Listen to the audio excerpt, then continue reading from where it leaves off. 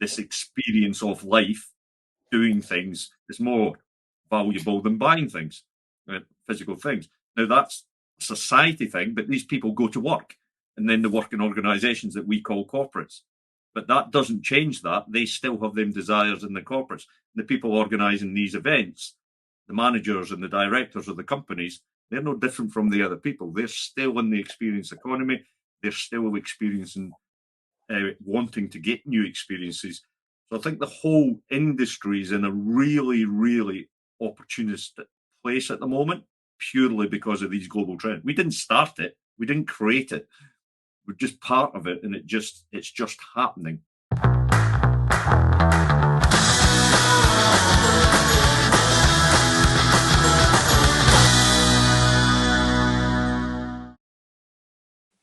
Okay, good morning, Tourpreneur community. I'm back to another podcast this morning, and I'm very happy to welcome Jennifer Burke and Jacqui from Global Team Gatherings. I believe Switzerland, both based in Switzerland, or one of you based in Switzerland?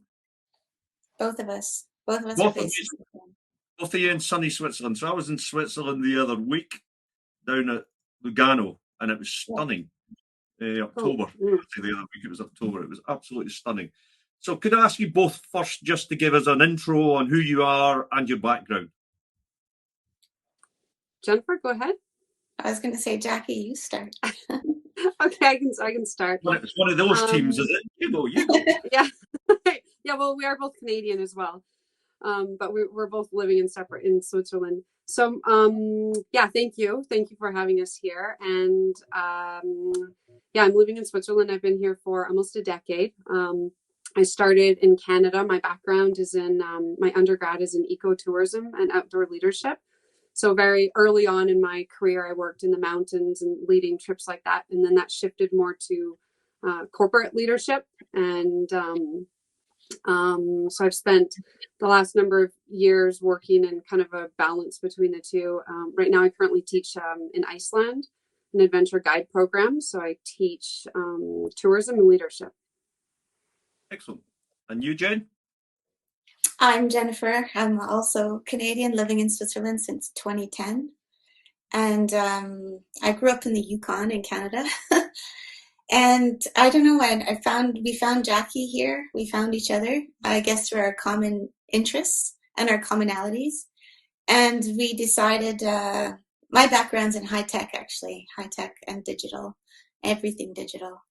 But we found our common interests, and we decided that we would want to try and launch our Global Team Gatherings kind of offerings. So Global Team Gatherings, our mission is to bring teams together, especially after COVID, and there's a new distributed work model, a hybrid work model. And we think that there's a market there to help teams come together to learn, to communicate better, to actually get work done together in inspiring locations. So that's the whole basis of Global Team Gatherings. So you two have known each other well, both Canadian backgrounds, globe setters, jumping about the world, ended up in Switzerland. This is a startup, correct? You're right at the beginning of the startup journey with this, because I know, Jen, you've got some other background with another tour operation. You're also in digital marketing, but this is a startup right at the start between the two of you, yeah? Yes, we're just beginning. Okay, so where we find this interesting for the community is where you're focusing on, who your customer is. So could one of you just explain who your customer is going to be? I think right now, Jen kind of touched on it a little bit. The customers are pretty much everyone that's working in the hybrid work model. So that's kind of our focus, is the corporate workforce. So we're really focused on corporate tourism right now. And any teams that are working in the hybrid model, which is most of the world, I guess. And right now we're focusing in Iceland and Switzerland, just because because I have this sort of unique and special relationship with Iceland, and I teach there and I know it. And then Switzerland because we work here. So that's geographically where we're focused. But the demographic is I guess just anybody that's working in that hybrid work model or the decentralized system of work right now. Jen, do you have anything to add to that? Maybe you could add a little bit about why we're focusing there. Like after COVID, there's 100% remote working, or there's some sort of hybrid work model. And so even during COVID, like people were starting to work together and they'd never met each other. And then maybe you could talk about why we think there's value in bringing people together in order to learn about each other, learn about like what's our value there. Maybe you could talk about that. Yeah. So before COVID, very commonly, if a team was to do an offsite together or a retreat, that's sort of typical model would be a conference space for 3 to 5 days, and then possibly on the end day there would be a token team building event that a tour operator would be hired out for. And so now since COVID, there's a different need because there's a bigger need for more of a connection with the people, or that's what we believe anyway. And so now when teams come together, rather than just doing that conference space all day long in the space together, there needs to be an integration of activities in order for them to have this connection that they're currently lacking because they work remotely. And there's a lot of stats out right now. I actually don't have them right in front of me, but huge studies with big companies where 97% I think of people don't want to go back to how it was before. So it's not likely changing anytime soon, even though a number of businesses might try and shift to go back to the traditional model. I think it's going to be a very difficult fight for companies to do that, and especially anytime soon. So in the meanwhile, it's very valuable to think about as a manager or a supervisor, how do you engage your employees and how do you keep that level of engagement up? Because there's just so much competition right now where they'll just go to another company. So I have some thoughts on this market. They wouldn't be surprising to either of you. I've got to have some strong thoughts on this market. So for our listeners and the tourpreneurs, corporate business has been about forever for tourpreneurs. I think it's changed dramatically. I don't think enough of our community do enough corporate business. They ignore this channel, and it's an excellent channel for our community. It's not an easy channel to develop, but it's an excellent channel when you do develop, and it builds after you get going in it. Where I personally see the changes from my own experience of working in this sector a lot prior to COVID, all of the corporate customers I've ever had were, I would say, they were with us because it was nice to have. They were rewarding their employees. They were taking out their employees for end of season or end of quarter results. So it was nice to have. They were doing it for team building effect, for basically thanking people for working for the company. And it was a nice to have, but it wasn't essential. It was not essential. We were delivering fun, we're delivering excitement, and we're delivering some nice rewards, be it a day or a weekend or a short break or whatever it was. And I still say that was nice to have. It wasn't essential for the business. Bounce forward to after COVID, where you've explained all the hybrid stuff going on. I'm on side with that. I believe hybrid's here for life. Some companies are totally remote and they're not going to change. Other ones are going to stay at hybrid. And the companies that stay that you must go into the office are going to find it extremely difficult to retain staff because the staff can walk out the door and join another company pretty quickly because there's a staffing crisis. So I'm a big believer this hybrid's here to stay. So what does that mean? I think the nice to have has gone to must have. So corporates must get their teams together if they're working from home.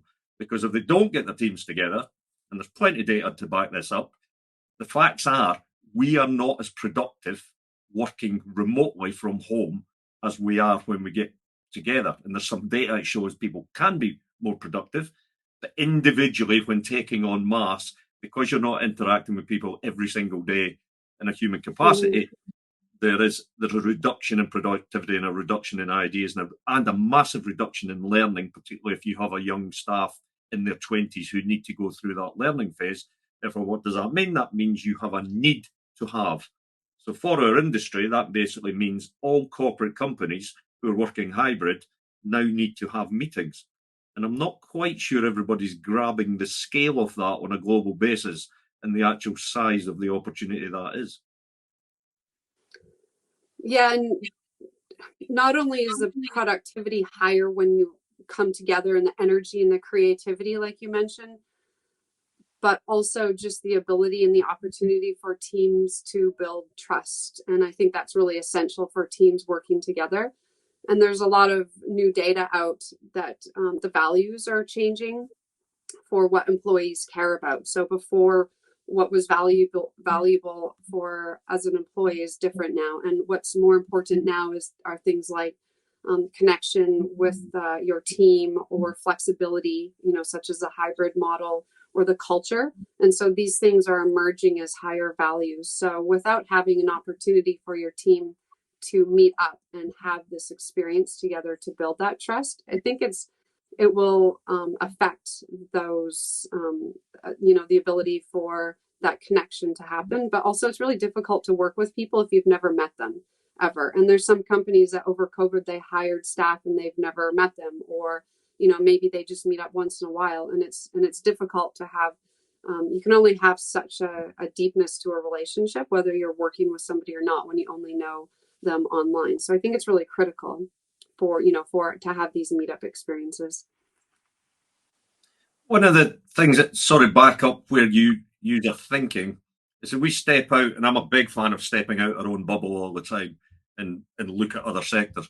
But this is related sector. If we look at the hotel sector and the alternative accommodation sector and look at how many billions they're currently spending on redesigning their hotel experience or redesigning their alternative accommodation experience in order to cater to the corporate clients, that is a big red flag signal to me that if billions of dollars are being spent to enable these teams to come together in situations from an accommodation point of view that allows them to be creative and all the team building and all the stuff that you said, Jacqui, that to me is a signal that tour operators should be looking at, because on the whole, we don't spend billions, we don't even spend millions. But when we're looking at a related industry who are investing in this sector massively in all sorts of creative ways, and every day I see different ways they're investing in it that open my eyes to it. It's, to me, they're just building a channel for us and working with us, but I don't think we've necessarily grasped that yet, or seen that yet, or connected with all these accommodation providers who are building these new facilities to allow these teams to come together. Yeah, no, that's, I think we're at a massive transition point. I mean, obviously, so it's, I don't think we know. I mean, we can only make speculations on how the future is going to look, but it's definitely going to be very different. And I think you're right. If these these facilities are just changing so radically, then, there's a reason. There's definitely a reason for it. And the higher performing organizations are going to be jumping on that quicker. And then, the more traditional ones will kind of follow up last when they realize it'll be more difficult to retain their staff. The organizations that aren't addressing those kind of culture and connection needs to their team while doing it in a hybrid model. One of the things for the community, but because our community is so used to quite high volume and chasing lots of bookings, chasing more and more and more customers, where the opportunity sort of lies with the corporate and the sector you guys are moving into is you don't actually need a lot of customers in this space. You may only end up with 10, 20, 30 customers, but if they're the customers of the right scale, that could be your year full, depending on how many people are in each of these corporates and how many team meetings they're having.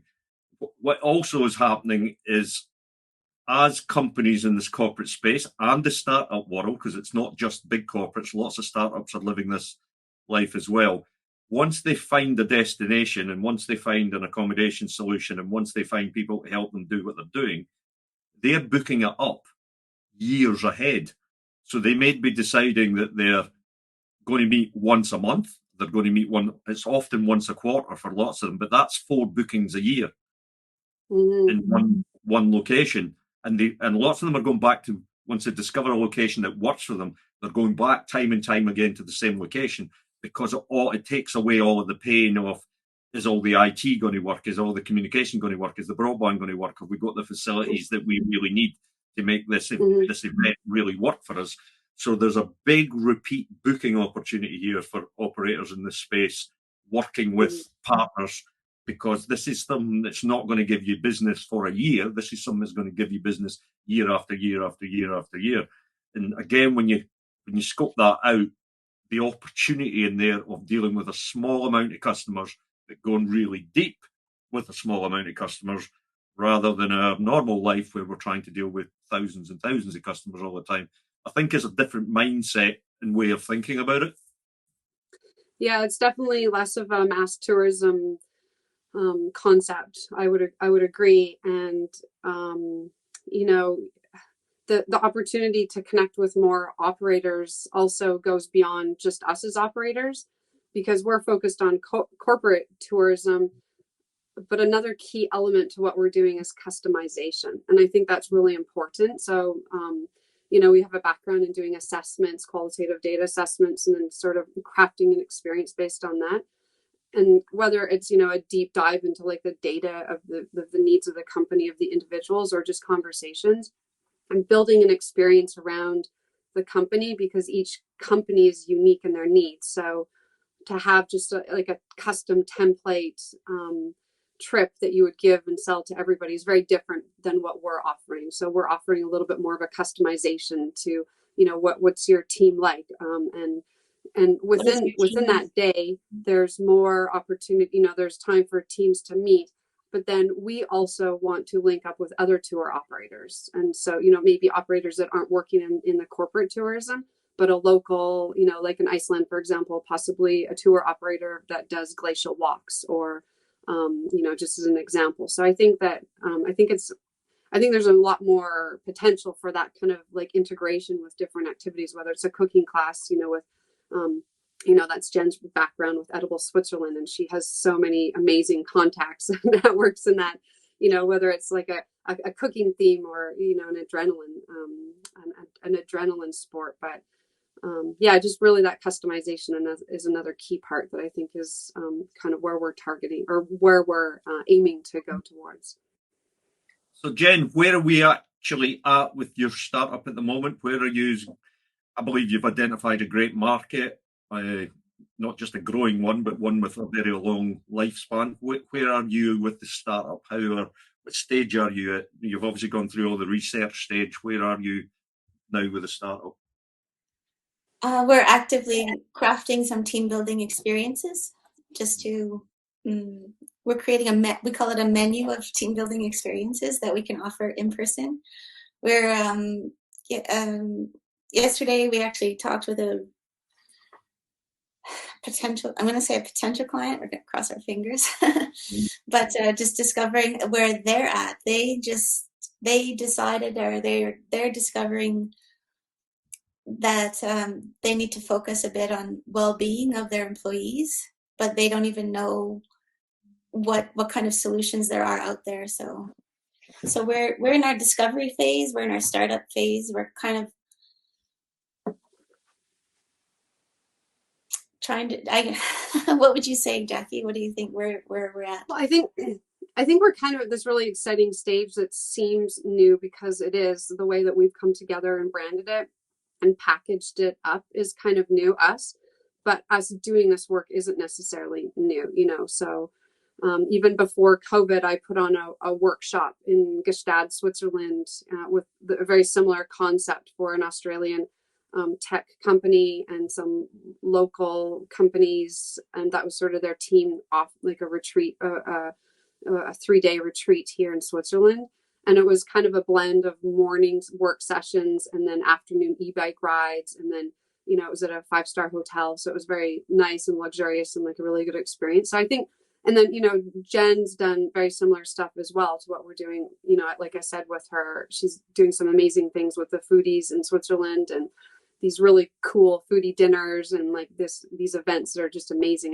The first one I went to of hers was after COVID, and I told her, wow, this was the best experience I've had in 2 years, because she put on this amazing event. So I think what we've done is we're kind of at the stage where we've taken that and then we've kind of been building it the past year.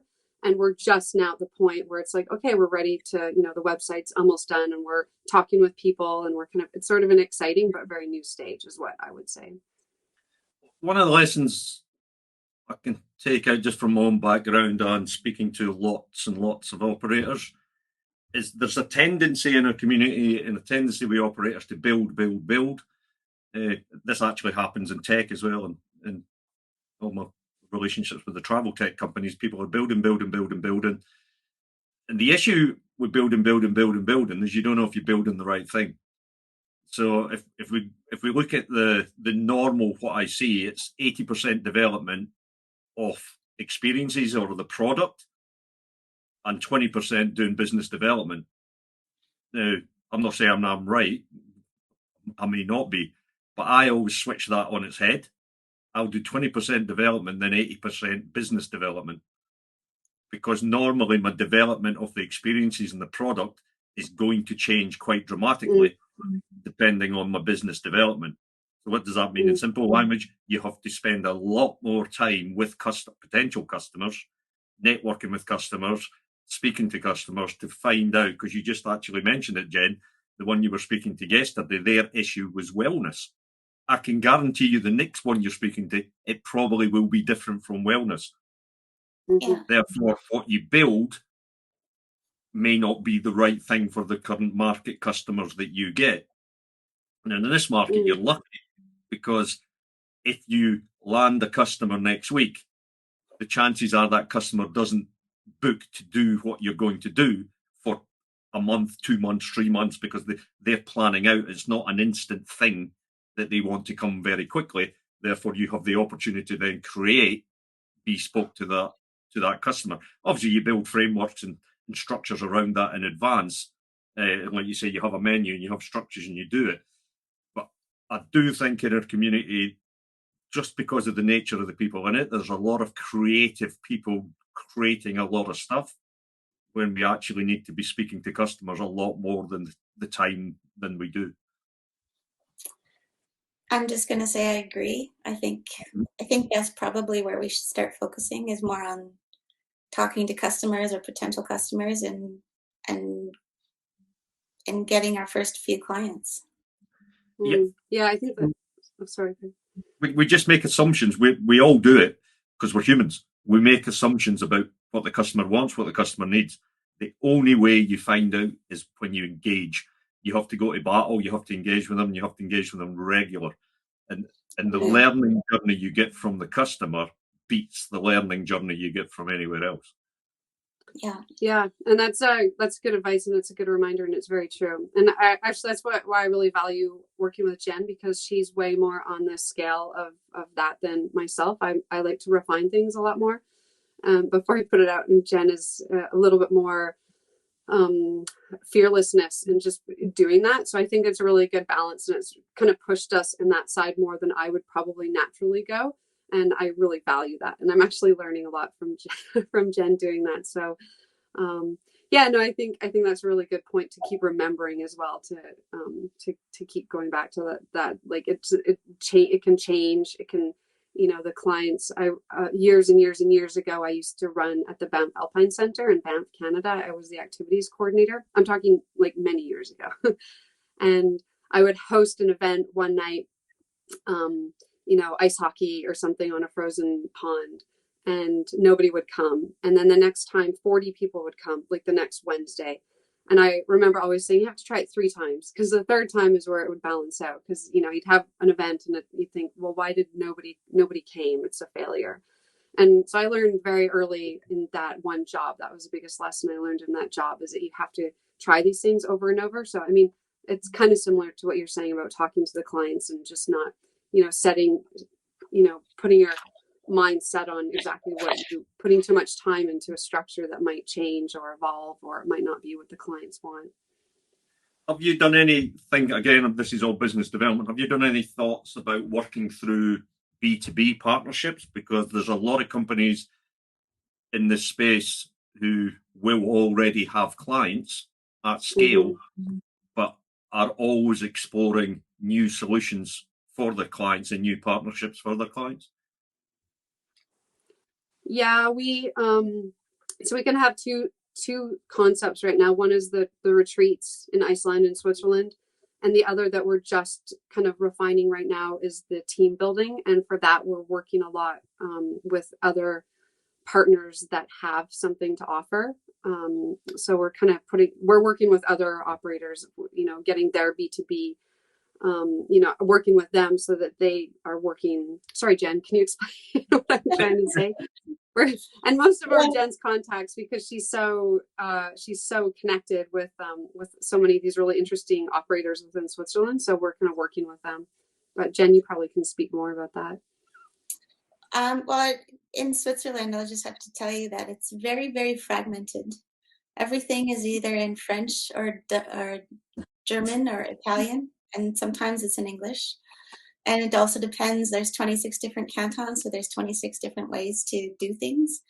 And I think, so over my Edible Switzerland experience, I've just made a lot of connections with people who already offer kind of just different experiences. And so what we're doing is we're just gathering them together to highlight like kind of the diversity of things that can happen. One thing that I'm kind of concerned about is every time you go in Switzerland, you go do something, you either have a fondue or a raclette. And it's like summer or winter, you're always having that. So I'm on this personal mission to discover all these other things you can do other than fondue or raclette. So so they are more, maybe they're not at the scale of what you're thinking in terms of B2B partnerships. Like maybe we should talk to hotels or something, but right now we're at the experience provider level. Yeah, and like Jacqui lives in Villars, which is a mountain town in Switzerland, and she's been scouting out like different interesting locations that are not hotels to have different experiences, like your coffee shop, and and she's just been scouting out different locations to have it. But as you said before, I realize you're right. We're developing, and we should just get it out there. There's other potential partners in Switzerland. There's a lot of inbound DMCs in Switzerland and destination management companies that get corporate inquiries. Normally, Switzerland's a big destination for corporate events coming in for conferences and various events. It always has been. I've been to multiple events in Switzerland. So it's a big inbound destination for corporate events that are organised via DMCs. The really big ones, the National Swiss Tourist Board gets involved in as well. So making relationships with these partners, you can then get invited to events that you will know nothing about. You won't know that company's coming to Switzerland, but it's coming. Someone else will be doing a lot of it, but could be then invited to do bits of it. Right? And once you start developing these partnerships and you get enough of them, it can add up to serious amounts of business over a year. If you end up with working with 10 different DMCs who are all dealing with their inbound customers and you're just doing the odd job here or there for them, it helps you get out. It helps you hone the model that you're building.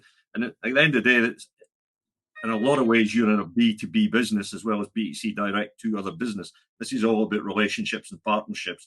This is not something someone presses a button on a website and buys. And therefore, website's important, media is important, getting all that marketing out there is important, but this is really a relationship business. This is speaking to people and one-to-one. Okay. This is why we're part of the Tourpreneur community, Peter. Yeah, for sure. I'm just learning everything. It's not really my background, but Sorry. Yeah, this isn't really a tourism background.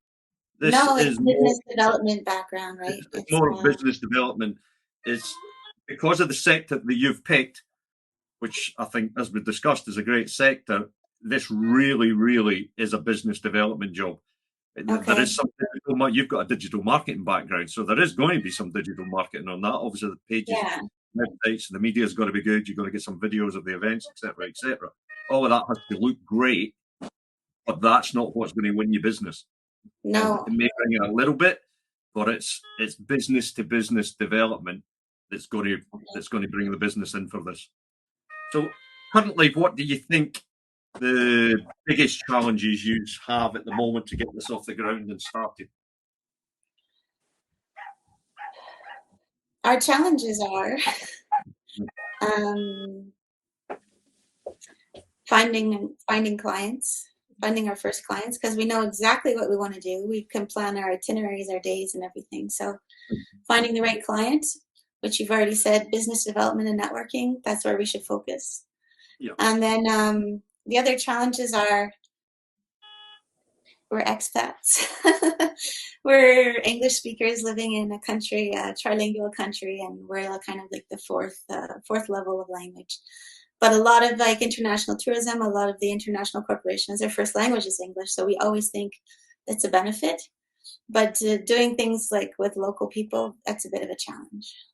Yeah, I can see that being a challenge. I've been to all the regions of Switzerland, and the languages, I'm not good with languages, so I can see it being a challenge. But again, coming back to all of these inbound conferences, not all of them, because there's lots come from Germany and they're German speaking, but there's a lot of these inbound international conferences going into Switzerland that they are held in English. They're 100% English conferences. So I did attend a wine tourism, I don't know, formation on wine tourism the other day. And I really understood. Once I was there, I really understood why there are so many levels of, that is an industry organization. And then it was only then did I understand I should be talking to this organization and less to the vigneron themselves. So, so that's my first, my first business development last week was like just making connections in that organization. So it is a learning journey, and if people are not used to doing business development, it is like everything else. It's a journey that has to be learned. There's the digital side of it, and there's the face-to-face side of it. You've got to do the research online, and then pick up the phone, speak to all the organisations. If you're looking for individual companies, obviously LinkedIn is perfect for finding the individual companies. Then there's lots of tentative Google searches looking for the events that are coming into Switzerland. So again, as simple as Events Switzerland to find out all the events that are coming into Switzerland, and then looking at what you think you could possibly be aligned with. So there's a lot. Although I'm saying this is a pure people-to-people business, it's not really, because a lot of the research is digital, and just finding all of that targets and then working through that to give you a sales pipeline and a business development pipeline, and then actually attending all of these events, local events in the different cantons, the ones that are bringing international ones in. Certainly sitting down with the DMCs and the National Tourist Board, I'll be doing that face-to-face rather than remotely for sure, because they can be long-term partners that will drive a lot of value into the business. Because you're eventually going to end up with a business model that will be split between so much B2B via your partners coming in, and so much you're developing yourself B2C by going direct to it's not B2C, it's still B2B, but you're going direct to the corporate companies yourselves and developing that versus working with partners. You will end up with both. I can guarantee you that. You won't end up with one or t'other. And you do want both, because it gives you a more resilient and a more stable business once you start scaling this up. So we know where you are. You're right at the start. You're building, you've got your ideas, you've got your structure, you've got your frameworks. The web presence is about to go live. What do you think going forward is going to be your challenges for 2023? Because 2023 is really now going to be your launch year. Where would you like to be at the end of 23? Like December 2023, what's this business going to look like? What's Global Team Gatherings going to look like at December 23? I think that's a conversation we have to have, because at the beginning of the year we had a conversation, and so then I think we need to have that conversation again. But I think it's a really good conversation to have, because we did come together at the beginning of the year when we first talked to you, but but then, as I said, life happened. There's so many things that happened this year, but we started refocusing in September. So Yeah, I think that's quite important. I mean, life does happen. It happens to us all, and it's happened to everybody in the world over the last couple of years. Crazy. But in the startup world, which you are both now in, right? Startup world can't think 4 or 5 years ahead. That's just mad. But startup world has to think 12 months ahead and have really clear objectives of where you're going to be in 3 months, 6 months, 9 months, and 12 months. Super clear objectives, not too many of them, but super clear objectives for the first year. Because if you don't, you will get to December and you won't be anywhere near where you thought in your head you were going to be. You've got to get these super clear objectives for the first year to hit the ground running. And obviously, it's different for every single startup. The objectives could be super challenging, or the objectives may be not that challenging. It doesn't matter. You have to have some objectives laid out. Otherwise, you end up getting to the end of your first year and I call it drifting. You just be drifting in the space. You'll have some clients, you'll be doing some business, but you will be drifting rather than focused. Yeah, I think that's a really good point to do. And like Jen said, we have done that, but we need to, that was a long enough ago where, okay, now we're ready to kind of launch and get out there. So it's a good time to revisit. Yeah, and I also think just from a society way, I mean, I could be wrong here, often wrong, but 2023 hopefully is some sort of normality in life. Like where the last few years have been all over the place with booms and busts and all over the place. And whereas we're all hoping we're getting some stability in 2023. I mean, we may have some economic challenges because the economy is not great, but we hope there's some stability from the chaos of the last few years in 2023. So I think it's a year that all of us in the community really need to focus on getting businesses back to some sort of stability and focus in 2023 rather than firefighting that basically everybody's been doing for the last couple of years. Yeah, exactly. That firefighting is exhausting. Yes, it is. Yes, I need a month off. It really is, believe me. And so, one of our sorry, go ahead, Jacqui. Oh, you also mentioned you mentioned challenges. One of our biggest challenges is I'm a huge fondue fan, and Jen isn't, as she mentioned. So it's a lot of that sort of I'm crafting and creating somehow all involve fondue. And I know every time I put it together, Jen doesn't like that, but it's really hard in Switzerland. I could contribute to that because one of my first corporate events in Switzerland, fondue was part of it, and it was really nice. My second corporate event in Switzerland, fondue was part of it, and it was okay-ish, but once you've had it 2 or 3 times, it's enough. But what you've always got in mind, you have to look at the customer. Who's the customer? If they've never had a corporate event in Switzerland, it's a great experience as part of it. But if they're a local Swiss company or someone who comes on a regular time, maybe not. My greatest experience at a corporate event in Switzerland is we paraglided and landed on the hotel lawn and just walked through the door with a drink in our hand. Yeah. So that was great. That was quite cool for a corporate event. It was an interlaken. That's the adrenaline one. Yeah, that was quite a cool corporate event. Yeah, so we're putting a fat biking option together now, so it'll be kind of similar. Yeah, stuff like that just sticks in the memories. So, looking forward to this year, you're both members of the Tourpreneur community. It's all about learning. What are you hoping to contribute to the community, and what are you hoping to learn for the community on this? Because I think you pair could contribute a lot about the corporate stuff. Because as I said at the beginning, our community is not great at corporate development. Looking at all the conversations I've had with operators, and I think it's a massive channel for the operators to develop. Therefore, having a couple of people in the community who are focused solely on the corporate, I think is a great, because most operators are not going to be, all operators are not going to be focused on corporate only. It will just be one part of the business. When I used to do a lot of it, it wasn't my only business. It was one part of the business. So I think you could add a lot of benefit on your learning journey to the community.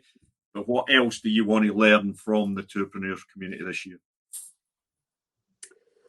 I think there's been such a huge trend in tourism in the past 2 years globally that I don't think we totally understand the implications of that and how it will affect us. And I don't know. And I think like the people that are working right now as tour operators that are on the ground and that they had an established business before and kind of saw the transition. And it'd just be really interesting to know how that is shifting and how that would affect what we're doing with kind of corporate tourism as their yeah, I don't know. Jen, what do you think we could learn? Well, I always like the support. It's one of the groups that I visit quite regularly. I also have the newsletter, which I read every week, or whenever it's published, I do read it. And then I guess for me, because we're right at the beginning of this journey, we actually don't know what we need. So we just need to learn what's out there. I'm pretty active. Every time I see something that I think is interesting, like the other day, I posted on dark tourism, and I thought I hadn't seen that term before, but it sparked a bit of conversation and things. So I like the community because it's super supportive, and if I ever have a question, I just learn. And another day I was like trying to talk about, I think it is Questo tourism, like they make games. So it's a really great hive mind. I call it a hive mind.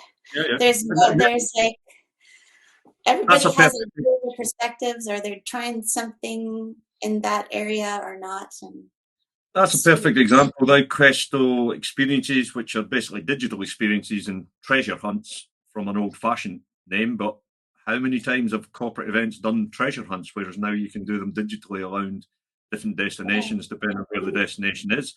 The chances are where you end up hosting an event will probably already have Questo event availability. So again, there's people you can connect with. Going back to what you said, Jacqui, about trends, you got to mind, you're looking at corporates, but who are corporates? They're made up of people. People are people. Everybody say I've got a business life and I've got a personal life, which I think is a lot of bollocks. You've got a life. It just blends into one thing. But the trends are people are doing more experiences and valuing experiences higher than things. And that's not just in travel and tourism, it's across everything. But it's having a dramatic effect on tourism because it's driving more and more people into tourism because they've decided in life, because of experiences we've all had recently, that this experience of life, doing things, is more valuable than buying things, physical things. Now, that's a society thing, but these people go to work and then they work in organisations that we call corporates. But that doesn't change that. They still have them desires in the corporates. The people organising these events, the managers and the directors of the companies, they're no different from the other people. They're still in the experience economy. They're still experiencing, wanting to get new experiences. So I think the whole industry is in a really, really opportunistic place at the moment, purely because of these global trends. We didn't start it. We didn't create it. We're just part of it, and it's just happening. It just happens to be happening, and if we're wise, we can create experiences that are really going to satisfy this demand and ride this wave of the experience economy in all sorts of new and innovative ways. I think what you are doing is innovative in the sense that you've identified the way people are living and working, this hybrid and remote work, and then you're creating experiences for them to maximise their learning about it. So it's really, really interesting from my point of view, and I think it'll be really interesting to follow your journey and see how you get on the community. So I'd like to thank you both for spending some time with me this morning from sunny Switzerland. I wish I was there, and steady and rainy Scotland. And thanks very much. Thank you.